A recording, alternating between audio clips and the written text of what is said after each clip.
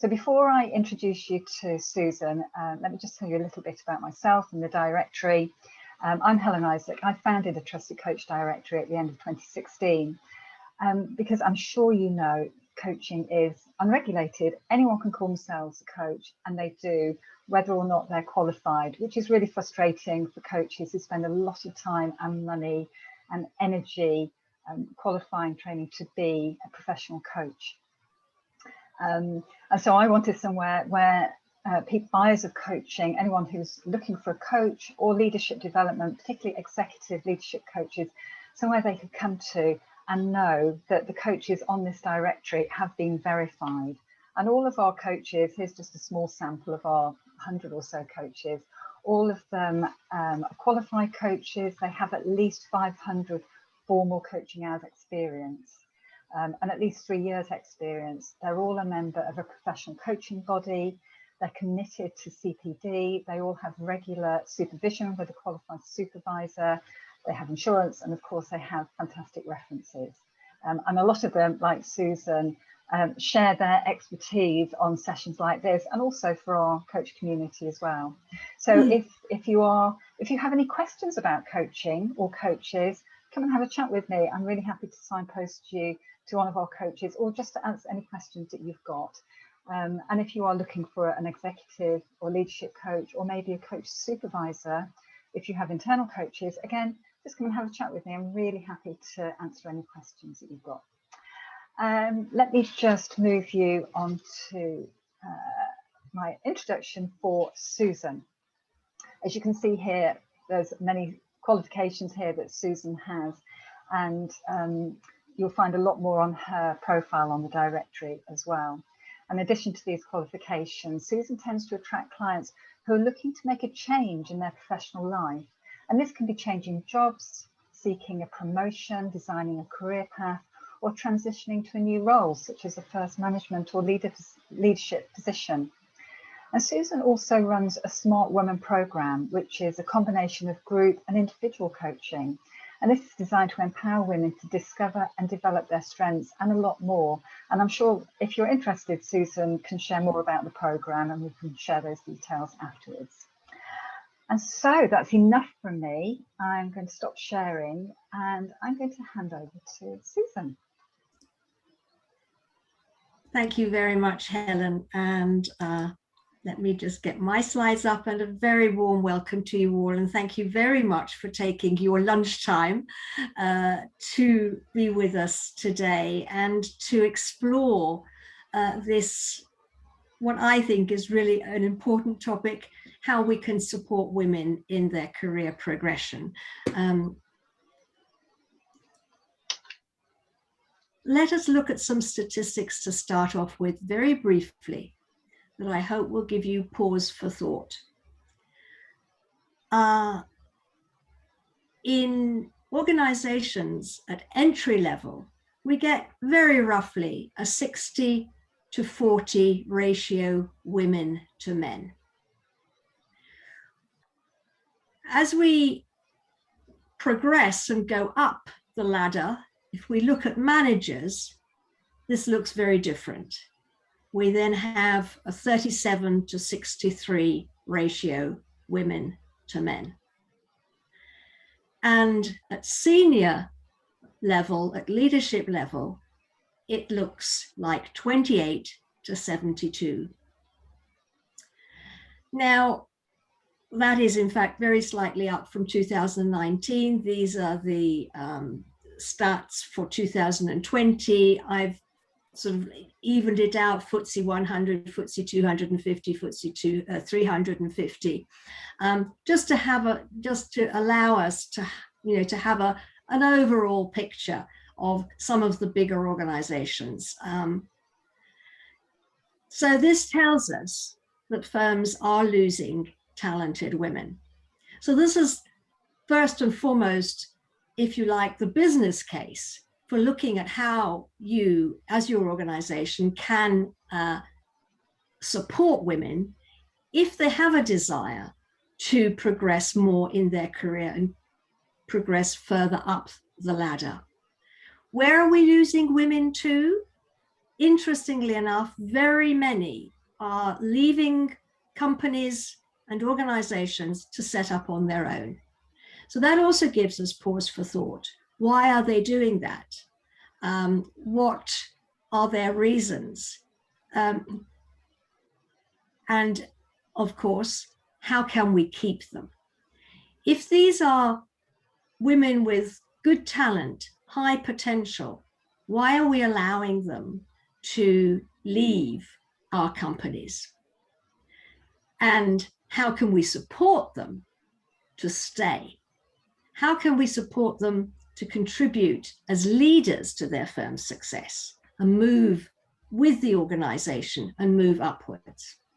So what I'd really like to know now, if you look at my figures, the figures that I got, let's see what your companies look like. Thank you so much. We've already got some in the chat. Put in the chat, it would be really nice to know. 80-20 associate directors. So that's, is that women to men? We've always got women to men. 60-40 at junior level, 90-10. Are we saying 90-10, 90 women? Alistair, could you perhaps unmute yourself or put something in the chat? Let me just check that we've got, you know, the sides right. Alistair? That's men to women. Okay, well, there we are, you see. So here we have an even more drastic statistic there, men to women. So not good at senior levels, exactly. Anybody else care to share? What do you think? Do you do the statistics on this? Do you have the data? Something that we're also perhaps look at a board level. Thank you, Dina. 1 woman to 5 men. Okay, so there we are. That sort of proves my point. Thank you, Erin. No women in our top 2 levels. Great, okay. So these numbers speak for themselves, and, you know, pause for thought. Let's see what we can do about it. One of the things that we can do about it is look at the bigger picture and look at your organizational level. At your organizational culture. My eye slipped. I looked at something that somebody put in the chat. Amanda, thank you. 47% women at non-leadership only, 21% female at leadership level. And this fits very well into the picture that we've already obtained, really. So what do you think your organizational culture is already doing to support women in your company, in your firms? We've got a poll. So I'm going to ask Helen to put up the poll. So I'm going to stop sharing. Is that right, Helen? I'll stop sharing for a moment. You can keep sharing. Let's just see if this comes up. I can keep sharing. Okay. There we go. Hopefully you can see the poll now. Thank you.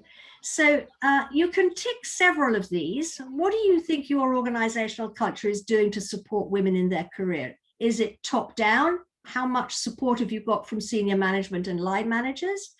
What about your recruitment and talent management policies? What about your HR policy?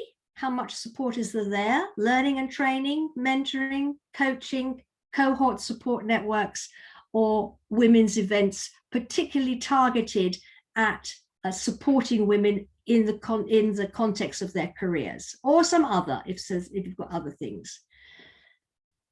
Give you a minute or so to answer that. Yeah, responses are coming in, Susan. 15, Great. 16 people or so. Still quite a few people to vote. Super. We'll wait just a few more seconds, I think.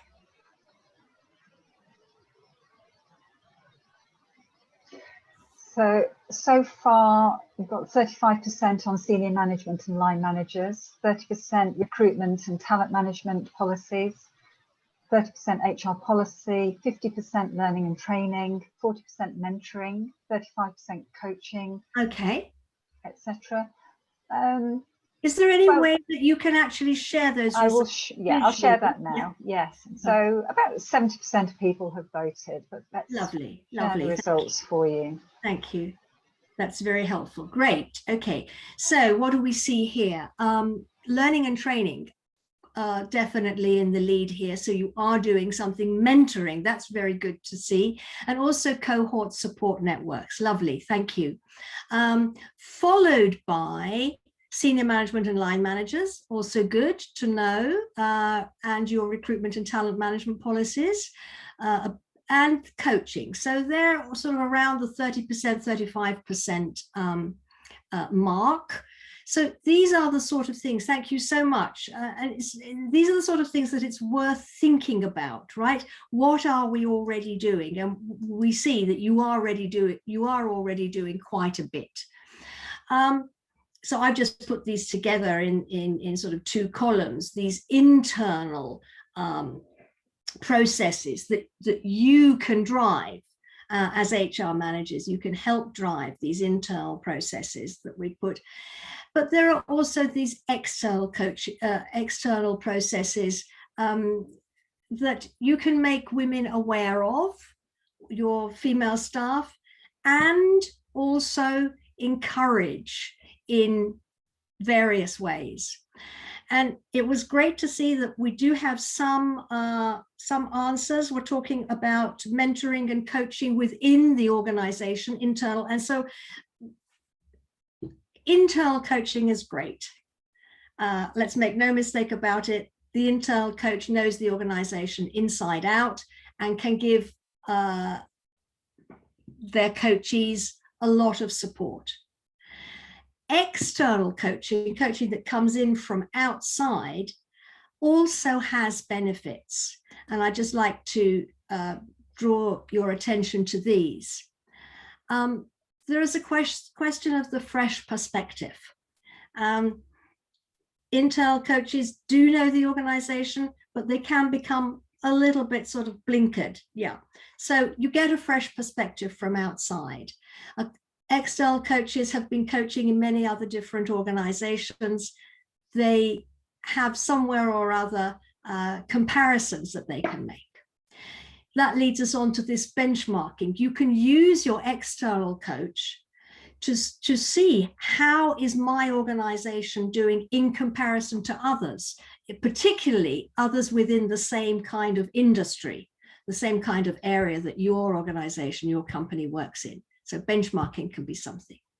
The external coach comes into your company with no baggage, and they have no idea who this person is. They've got no background, you know, they haven't heard anything. And that's always a little bit of a danger with the internal coach. Of course, you can mitigate it, and I'm sure you are all doing that. But the external coach comes in with no baggage, which can be very useful. They're objective, which sort of fits with the no baggage as well.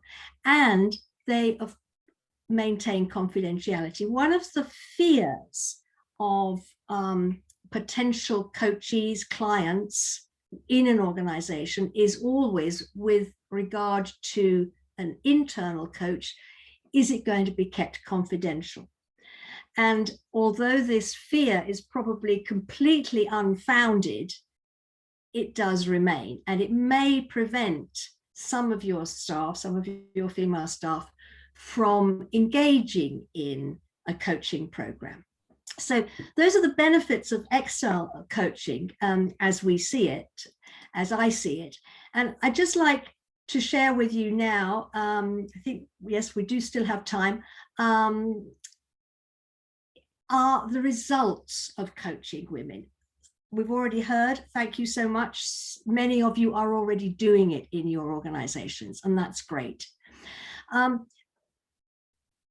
Yes, the goal is to retain top talent and to improve gender equity, to create more of a balance, to stop this 30-70, to make it better, to make it stronger at all levels, more gender equity.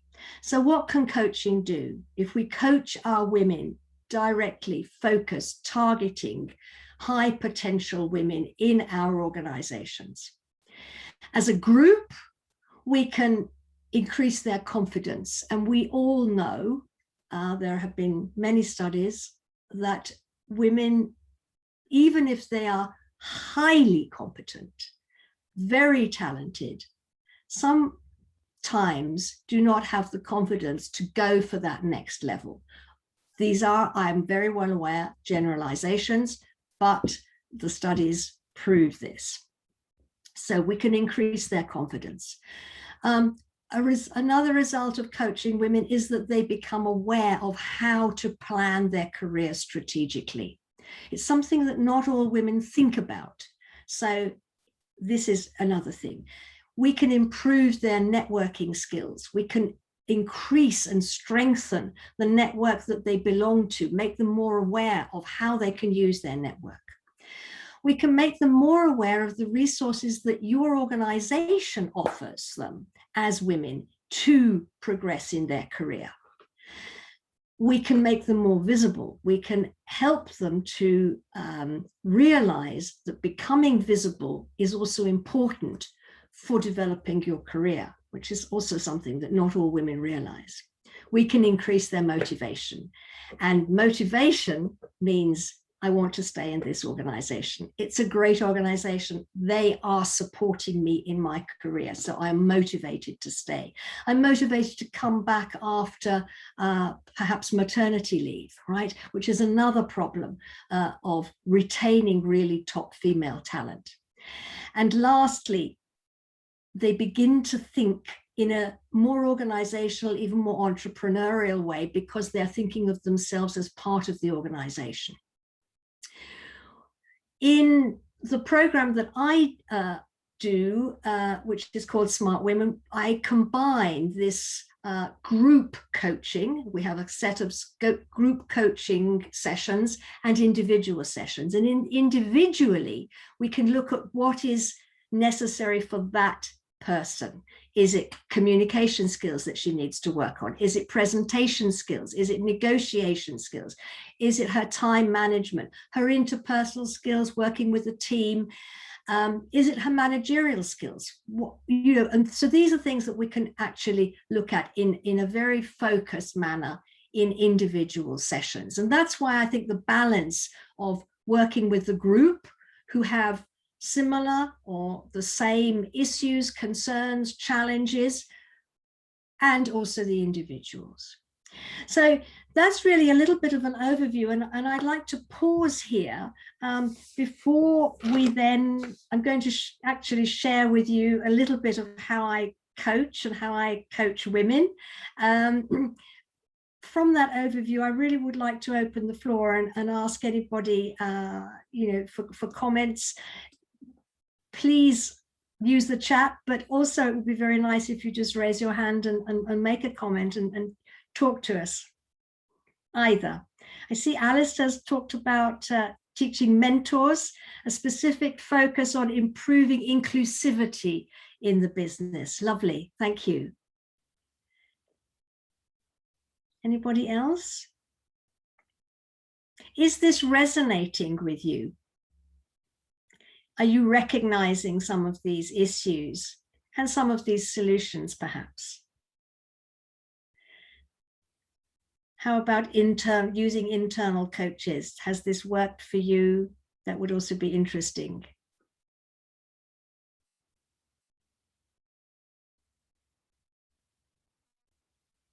We do talk, thank you, Alistair, we do talk about inclusivity a lot now, not only diversity, but inclusivity.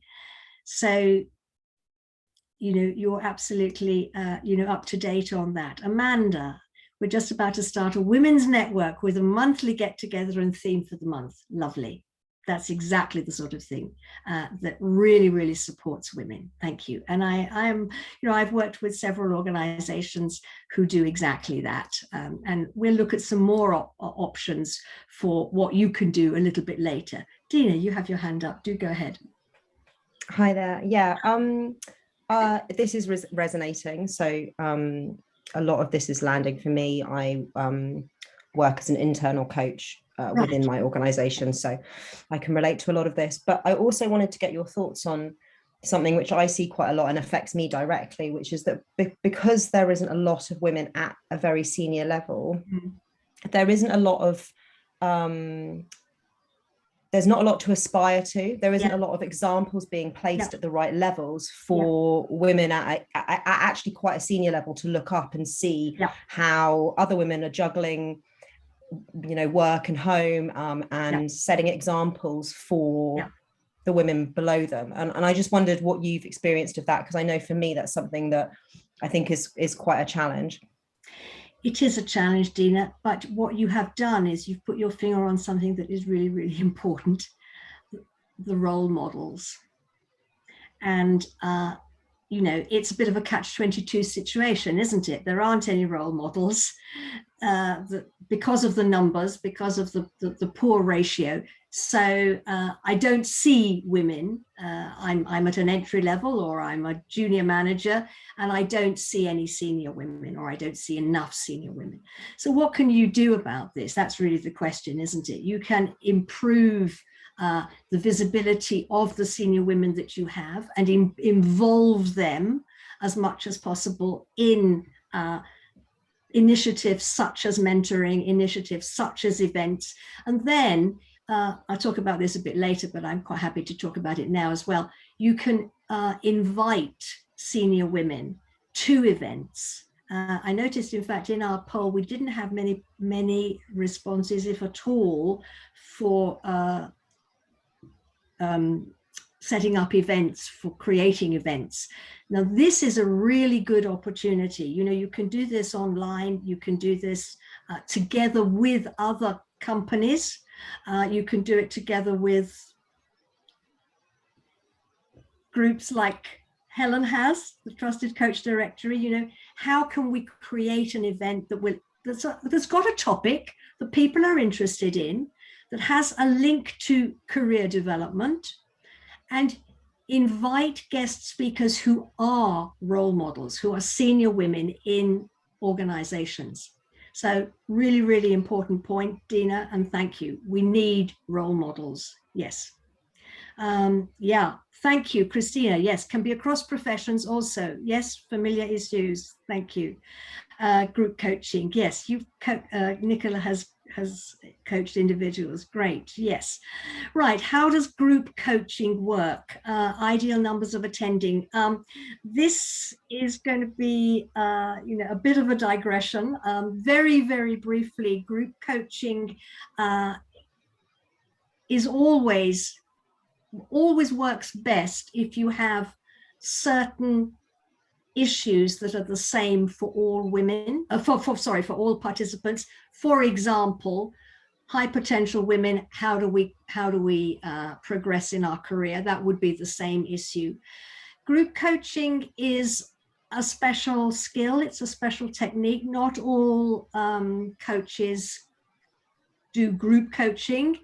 Many do, some don't, because what you're doing is paying attention to the group's issues and concerns and targeting them. And you ask for an ideal number. You can coach up to 10 people. I would say 6, 7, 8 is sort of ideal as a group, but up to 10 is fine. Not more than 10 really, but because then people do not have the opportunity really to participate. Very, very happy to continue that conversation either with myself or with Helen, of course, who has many group coaches at her fingertips. As I said, what I have found is a combination of group and individual to be most efficient. Thank you. Right. So I'd like to now put you in the situation of a coaching group. And I'm just going to share with you one, call it activity, that I have done many times. And it just give you an opportunity for sharing and for, you know, trying this out on your own. So let us imagine that you have signed up for this career progression coaching. And the question is simply, how do you want to grow your career from now, from wherever you are, So I have to stop sharing this, and I'm going to share something else. I'm going to share something else. Okay, here we go. Now, what you will see on your screen as soon as I start sharing is a series of pictures. And there are 30 in all, and I would like you to choose one. So the way that I'm going to do this, Helen and I tried out various things, and we decided, because so many people are, or many people are perhaps on their phones, and it's difficult to share PDFs and things, I'm just going to go through the pictures. And as soon as you see one that you really like, that resonates with you and answers the question somewhere or other, how do I want to grow my career? Just remember it, or even take a photograph of it. Perhaps if you've got your smartphones to hand, just take a photograph. So I'm going to share this now. Helen, can you give me a yes that you can see those pictures? Right, okay. So that's the first 6.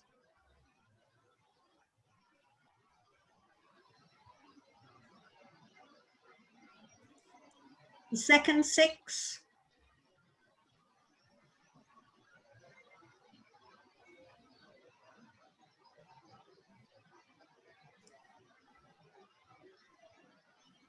Don't think too much about this, just react, just respond. That's a picture that speaks to me.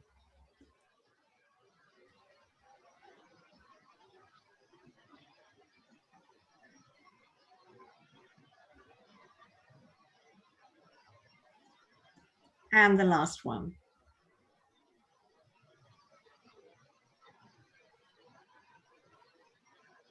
Would you like me to show them again? Or has everybody got one? If you could all give me a thumbs up, you've got one. Yes, Carolyn's saying yes. Thank you. Dina's got one. Great. Thank you, Christina. Thank you. I can't see all the pictures at the moment. Right. So I'm going to ask Helen to put you into small groups, be about, I don't know, 3, 4, 5 people in each group, and just share with your group, other group members, what attracted you about this picture? What spoke to you? What did it say to you about how you want to grow your career? And just talk, for a minute or so. And if the others wish to add anything, they should then do that. You do not have to accept that. You just listen to what they say. Okay? Are there any questions about the activity? So I'm just so you know, I'm just popping people into breakout groups. I'm always aware that some people just need to disappear for whatever reason at that stage. So I've actually put you into groups of mainly 3s.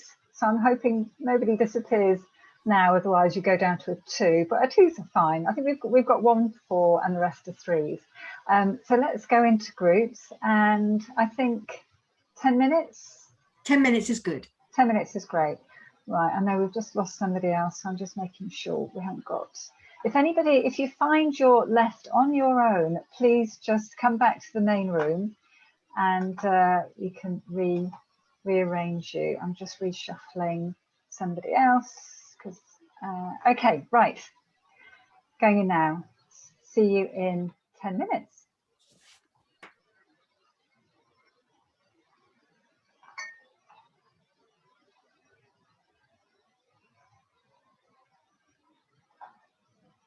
So how did it go? How did it go? Who would be happy to share how that went, what you felt?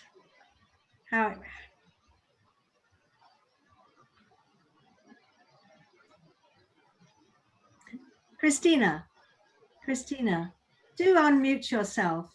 I've given you a thumbs up. Okay, but would you mind sharing a little bit with us? I wasn't sure what it would be like, but it was very interesting. First of all, to see we chose 3 different things, right, from all 3 of us from different backgrounds, and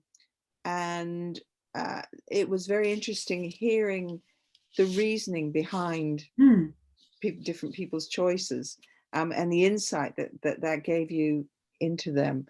Mm-hmm. I could imagine continuing that conversation, Yes. quite a powerful tool, Yeah.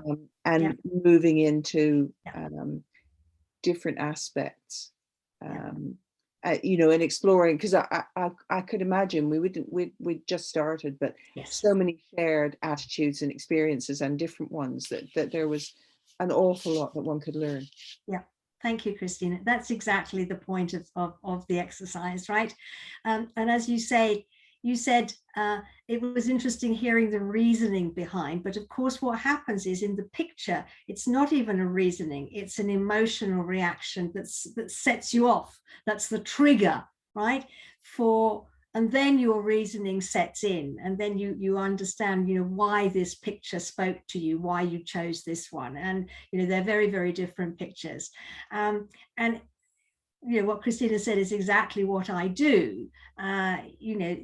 It's an opening. It's a way of opening insight into where I am at the moment and where I would like to go and what I can do about it. But it's individual, but it's also sharing.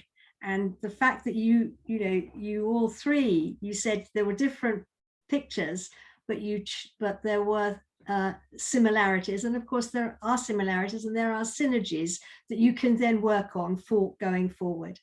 So that's exactly what it's about. Thank you, Christina. Anybody else? Let's hear from someone else, how you experienced the activity, and which picture you chose. That would be nice if somebody would share with us which picture they chose. A brave soul. I chose the 2 elephants. Oh, right. I saw myself as being the big elephant behind the little elephant. Yes. I like to think in my job role, it's my job. I work for a women's gender equality charity in Wales, Parateg, right. And it's my job to help women move up the ladder, and it's my job to help businesses make their business more gender equal. So I saw that picture as talking to me, to help the little one, that little elephant was the women that I was helping move up the ladder, and that little elephant was the small to medium enterprises that I help to make them more gender equal. So it spoke to me out of all of those pictures. Yes. Fantastic. Thank you, Margaret. And what great work you do then. That's really good to hear. Thank you. Perhaps, I think we have time perhaps for one more person to share. Would be really nice. That would be then a trio of sharing. Hello, I'm sorry, I don't know how to put my hand up. My name's Sarah Hyde. Can you hear me? Yes, we can. Do go ahead. Lovely. Thank you. Hi, everybody. It was a great opportunity to meet the other 2 ladies in the room, and just sharing experiences with all of them. I actually chose the little green shoot in the palm of the hand. Right. And I sort of likened it to my career on some level, but then I'm chair of the Women's Network at Cardiff Council. And we're very much about supporting the growth, the career growth of women at the council. So again, empowering them. And I think the key thing that I picked up as I was talking to my 2 friends in the meeting room was, as long as women feel empowered, as long as they feel that their voice is heard, they develop a level of confidence that enables them to speak up. And it's very important, I think, for women to realise they have got a voice. It's important. And in order for them to facilitate their own career growth, we need to be providing them with opportunities to motivate self-confidence and a feeling of empowerment. So that sort of nurturing kind of with a very solid hand, and this sort of base of holding and supporting a woman as she's progressing throughout her career was a lovely analogy for me. It really spoke to me from my role as chair of the network, but also in my own position. Thank you. Thank you, Sarah. Thank you for sharing that with us. And also, obviously, you're doing really great work in the council, your organization. That's super. Thank you. And yeah, so Catherine's put it's an icebreaker. Yes, it is. It can be used as an icebreaker. So that's nice. Adelike, hi, did you want to say something? Forgive me if I'm not pronouncing that name correctly. Hi. I was just wondering whether you put hi because you wanted to speak. No? Okay, that's fine. Good. So, I mean, these are things that you can use. You can use that. I gather some of you are coaches, so it is a wonderful way in to a conversation and a sharing. And that's really what this is. It's one of the things that you can do in group coaching. Some of you have expressed interest in group coaching, so that's one of the things that I do, and it works very, very well indeed. So I've got one new message here. Okay, thank you. So if you'd like to know more. Oh, great, lovely. Thank you, Margaret. Yes, thank you. I'm not going to even attempt to pronounce that. It means fair play. Does it indeed? But do say it to us in Welsh. Please do say it. Chwarae teg. Chwarae teg, fair play. Lovely, thank you. Had a very, very dear friend who is Welsh, and she used to say things in Welsh, which of course I never understood. Great, thank you, Margaret. Right, okay. Mindful of time, thank you all for taking part in my activity. Just sort of wrapping up now. What can you do? And you are already doing some of these things, and we've also mentioned some of these things. And thank you also, particularly those of you who've put ideas in the chat. Thank you, Julie, for sharing with us that you've just joined this internal program called Inspiring Women. Lovely. And matched with a coach from another organization. So that's interesting, isn't it? To use somebody from another organization. So you've got a coaching, and then you're also attending themed events around the topics of barriers and blockages to leadership, progression, internal blockages, imposter syndrome, motivation, all of these things, managing your own career, and how to deal with structural blockages skillfully. So that's exactly the sort of program that really does support women, and as you say, motivates them, inspires them. So here I've put in just a couple of things that you as HR specialists, HR professionals can do. Create a women's peer support network, peer support in your organization. Identify those internal role models that already exist, and use them. Use them to speak at events, use them as mentors, make sure that that they become visible. You can organize events, great. If you can do it on your own, obviously depends on the size of your organization, but it could also be with others. And invite role models as guest speakers. I've already mentioned that. Mentoring program, offer focused coaching, right? Not just general, but career support coaching, career progression coaching, and offer upskill and leadership training, right? Because some women need to improve their skills, their communication skills, their management skills, whatever, but also very focused leadership training. Again, get your senior management buy-in.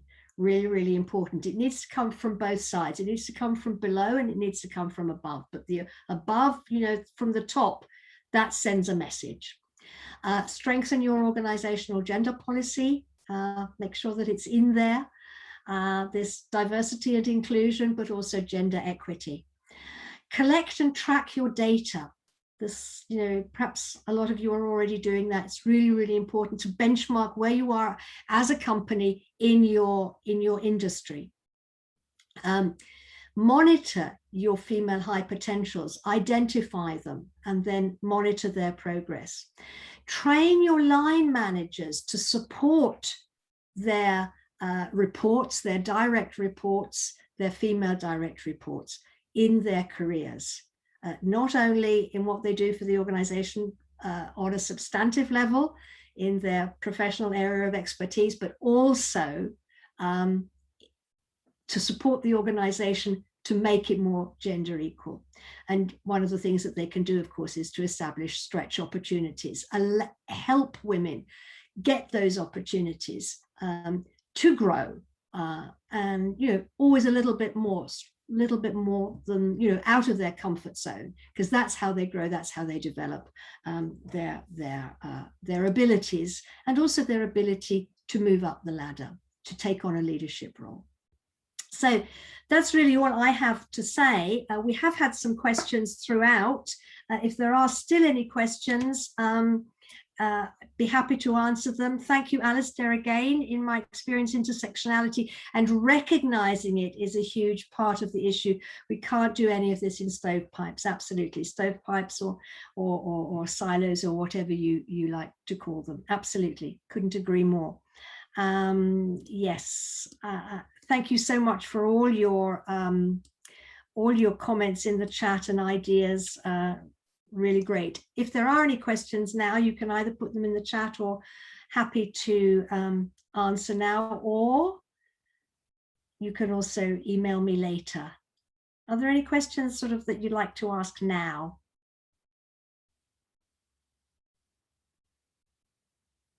No. My curious lizard. Hi, sorry. My name's Uche. I asked the question about intersectionality. Oh, you asked it, yes. Okay. Yeah. So I was just interested in yes. in your take. I see. Sorry, I've just got it. It was so we've got some. It was Alistair who responded to your question. Yes, I agree. I agree. Intersectionality is hugely important. I couldn't agree more. Very important to acknowledge and address. Yeah. Do this. Would it be important to do anything differently though? That's more about the question. What do you mean differently? So different from what? So in terms of any of the internal or external processes that you think would be recommendations to put in place, would you recommend doing anything different because of intersectionality? So if I give myself as an example, I'm a Black female. Yes. I'm a black woman. Yeah. So if there was a I work for a council as well. So if there was a course, if my organization decided to do a training course for Black people, I wouldn't be interested. Right. However, if they wanted to do something to support Black females into leadership roles, I would be interested. Yes. So I think it's about doing. So that's what I mean about doing something differently. Yeah. Well, I agree. I mean, you've got to look at the segment, right? You've got to look at the target. Who do you want to support, right? So I think Black women, and there are organizations that are doing this, and consultancies that are doing this, and I agree. I think you can do that as well, right? But that is a smaller segment, a smaller target, but to create a program for them would be very, very, very important and effective. Absolutely. Thank you, Uche. Yes, organizations need to ask the underrepresented groups what they need. Absolutely. Yeah, good. Hi, Susan. Sarah Hyde again. Sarah, sorry, I can't seem to find this hand anyway. No problem. I was actually in the room with Uche, and yeah, absolute fair point. And I think one of the issues that I'm finding as chair of our women's network is that sort of stereotyping of women, because if we go out to look at career progression and opportunity, you know, there is that element of women who may be in their 40s or 50s, but they still feel that they've got an awful lot left in them and they want to continue with their career progression. So, but then we have a lot of young women in the council, and we need to be able to look at putting policies in place to support their growth. So I suppose my sort of the issue that sometimes we experience is not categorizing women within the gender of us being women, that we need to be very careful about how we promote career progression and career opportunity, and we use the right language so that it's not seen as it's something for the younger women, that that the older women feel a bit left out and they think, well, I've had my family, I'm in my 50s. But oftentimes when you've had your family and you're in your 50s, that's when you've got the freedom to be able to sort of launch yourself forward on some level. So I suppose from my perspective with the steering group, we're looking at ways to do a bit of a broad brush approach for you know, a whole range of diverse women that work for us, and how do we actually tailor it without being too specific in one area, if you know what I mean. And again, as Uche mentioned, you know, having Black women of all colour, diversity within our organisation, LGBT as well, the whole lot.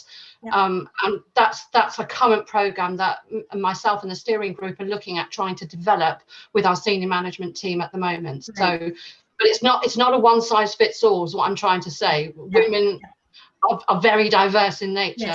Yes, and I think recognising that, being aware of that, is already a huge step forward. Thank you. I do think we have to stop because Helen needs a couple of minutes to say something. Thank you all very, very much indeed, for above all for your participation. There are my details. If you'd like to get in touch, I'd be very happy to hear from you. Over to you, Helen. Well, all I need is just a minute to say thank you to you, Susan. I think you'll all join me in just giving Susan a round of applause to say thank you for that. And it's got us thinking, lovely exercise. I'd like to have been taking part in that, maybe another time. But if you have any further questions, you've got Susan's details there. Please do get in touch with Susan, and I'll send you her email address as well, along with the recording. Quite often people ask for slides. I will send you the slides should you want to look through them. And also the next event that we have is on Monday, the 21st of June at midday. If you are interested in finding out more about coaching supervision. So if you're an internal coach or an external coach, or thinking of coaching, or wondering what coaching supervision is all about and why it's important, then I'll send you details of that session. Thank you so much for coming along. Thank you for sticking here to the end. Thank you for taking part. And again, a big thank you to Susan for sharing this information. Lovely to see you all. Lovely to meet you all. Time for lunch. Yes. Thank you. Great to see you. Bye-bye. Bye, Margaret. Bye-bye. Thank you. Bye, Karen.